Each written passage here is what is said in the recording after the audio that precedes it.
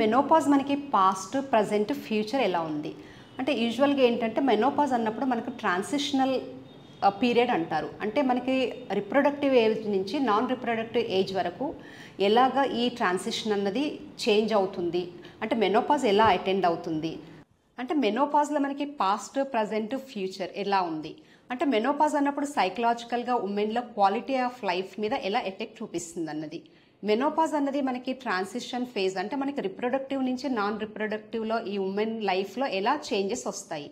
ఈ post menopausal ఉమెన్లో life ఎక్కువగా మనకి గడుస్తుంది. దాంట్లో ఓవరీస్ ఎప్పుడైతే చేంజెస్ స్టార్ట్ అయ్యాయో దానిలో బయలాజికల్గా, సైకలాజికల్గా లేదా బిహేవియరల్గా చేంజెస్ చాలా ఈ ఉమెన్లో మనకి కామన్గా కనిపిస్తాయి. ఇండియాలో మెనోపాజ్ ఏజ్ అన్నది దగ్గరగా 46 నుంచి 47 ఇయర్స్, అంటే మెనోపాజ్ దశలో 1/3 ఆఫ్ ద లైఫ్ మనకి ఈ స్త్రీ జీవితం అన్నది స్పెండ్ అవుతుంది. అంటే వీరికి క్వాలిటీ ఆఫ్ లైఫ్లో ఇంప్రూవ్ చేయాలి అంటే ఫిట్నెస్ ఒకటి, స్ట్రెంగ్త్ అండ్ హెల్త్ అన్నది మనకి మెయిన్ ఇంపార్టెంట్. దీని గురించి మనము ఎడ్యుకేట్ మెనోపాజల్ ఏజ్ వాళ్ళకు చేస్తే వాళ్ళ లైఫ్ అనేది చాలా సాఫీగా గడుస్తుంది. మెనోపాజ్ అన్నది మనకి ఎప్పుడైతే పీరియడ్స్ అన్నవి కంటిన్యూగా 1 ఇయర్ వరకు రావో దాన్ని మనము మెనోపాజ్ కింద కన్సిడర్ చేస్తాము. అంటే మెనోపాజ్కి వచ్చే ముందు మనకి 3 నుంచి 4 ఇయర్స్ వరకు కొన్ని సిమ్టమ్స్ అనేవి మనకి క్యాజువల్ కనిపిస్తాయి. అంటే కొంతమందికి ఈ సిమ్టమ్స్ అనేవి చాలా ఎక్కువగా ఉంటాయి, కొంతమందికి అన్నోయింగ్లీ ఆ సిమ్టమ్స్ ఏమీ ఉండవు. అంటే మనకి ఈ మెనోపాజ్ అనేది ఎందుకు అటెండ్ అవుతుంది అంటే మనకి ఎప్పుడైతే ఓవరీస్లో మనకి ఎగ్స్ అనేవి రిలీజ్ అవుతాయో, ఎగ్స్ రిలీజ్ అయినప్పుడు మనకి కామన్గా అంటే మనం యూజువల్గా చూసే హార్మోన్స్ ఏంటి, ఈస్ట్రోజన్ ఒకటి, ప్రొజెస్ట్రాన్ హార్మోన్.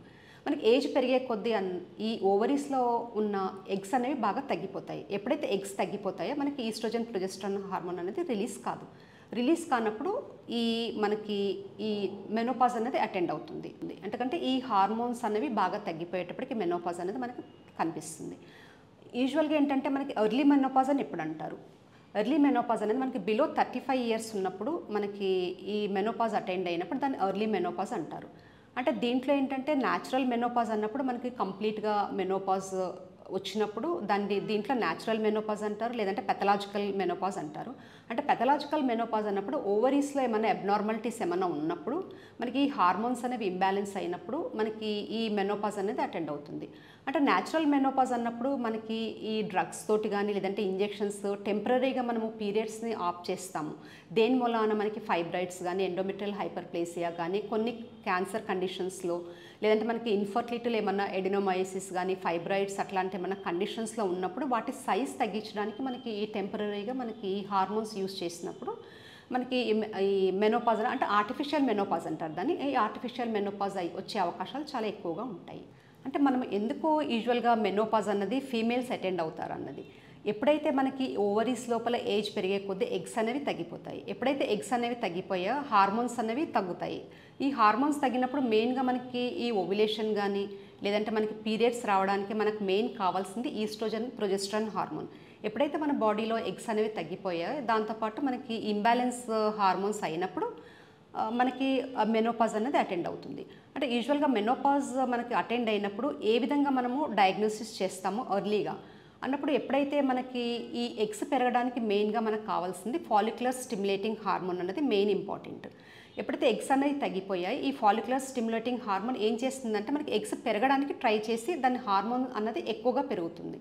అంటే ఎప్పుడైతే FSH హార్మోన్ ఇంక్రీజ్ అవుతుందో, అంటే మామూలుగా మనకి 10 ఇంటర్నేషనల్ యూనిట్స్ పర్ ml ఉన్నప్పుడు మనకి ఈ ఓవరియన్ ఫెయిల్యూర్ అవుతుంది, అంటే ఓవరీ అన్నది ఫంక్షన్ తగ్గుతుందని అర్థం చేసుకోవాలి. ఎప్పుడైతే మనకి 20 ఇంటర్నేషనల్ యూనిట్స్ ఉన్నప్పుడు ఓవరీ అనేది ఫెయిల్ అవుతుందని అర్థం చేసుకోవాలి. ఒకవేళ మోర్ దెన్ 40 ఉన్నప్పుడు మనకి మెనోపాజ్ అటెండ్ అయిందని చెప్పి అర్థం చేసుకోవాలి. ఎప్పుడైతే 40 ఇంటర్నేషనల్ యూనిట్స్ ఉంటుందో ఓవరీ సైజ్ అనేది చాలా తగ్గిపోయి చాలా ష్రింక్ అయిపోతుంది మనం స్కానింగ్లో చూసుకున్నప్పుడు.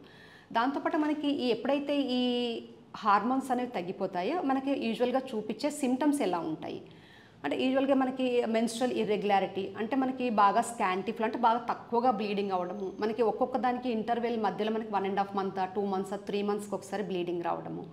దీంతోపాటు ఇన్సామ్నియా అంటే నిద్రలేనితనం అంటారు కదా, నైట్ అన్నప్పుడు మనకి స్లీప్ డిస్టర్బెన్స్ చాలా ఎక్కువగా ఉంటుంది. దాంతోపాటు హాట్ ఫ్లాషెస్, అంటే ఒళ్ళంతా వేడి పొగలు రావడము, ఆవిర్ల కింద రావడము, ఇవి ఎక్కువగా మనము చూసే సిమ్టమ్స్ మెనోపాజ్లో ఉన్నప్పుడు. దాంతోపాటు మనకి ఏంటంటే మైగ్రేన్ హెడేక్ కూడా ఈ మెనోపాజల్ ఉన్నప్పుడు చాలా కామన్గా చూపించే సిమ్టమ్స్. అంటే మనకి యూరోజెనేటల్ సిమ్టమ్స్ ఏంటి అంటే మనకి యూరోజెనేటల్ అన్నప్పుడు మనకి యురెత్రా దగ్గర ప్లస్ ఇంకా జెనేటల్ ఏరియాలో ఉన్న మ్యూకస్ మెంబ్రెయిన్ ఏమవుతుందంటే ఆ లుబ్రికేషన్స్ తగ్గిపోయేటప్పటికి మనకి వెజైనా మొత్తం డ్రై అవ్వడం కానీ అంటే సెక్షువల్ ఇంట్రెస్ట్ కూడా ఇవన్నీ తగ్గిపోవడం జరుగుతుంది. మనకి యురెత్రల్ రీజన్ కూడా మనకి యూరిన్ అన్నది కంట్రోల్ కాకపోవడము, లేదంటే యూరిన్ లీక్ అవ్వడము, స్ట్రెస్ ఇన్కాంటినెన్స్, ఇవి కూడా మనం చాలా కామన్గా చూసే సిమ్టమ్స్.